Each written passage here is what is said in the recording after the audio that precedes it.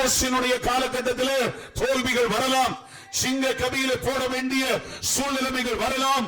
ஆனால் தெய்வத்துக்கு உண்மை உள்ளவர்களாக இருப்போம் என்றால் அந்த கொரோனா சீசன் முடிந்து அந்த கைரோஸ் என்கிற அந்த அப்பாயின்மென்ட் டைமுக்கு வரும்போது அன்பான தேவ ஜனமே, உன்னுடைய காரியம் நம்முடைய காரியத்தை தெய்வம் ஜெயமாய் மாற்றுவார், ஜெயமாய் மாற்றுவார்.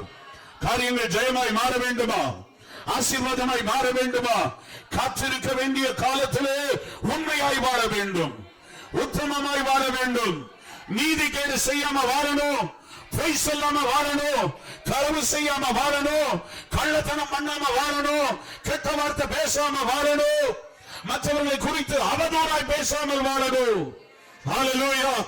உள்ளே வைத்து ஒன்று வெளியே ஒன்று என்கிற அந்த வாழ்க்கை வாழக்கூடாது. ஹல்லேலூயா.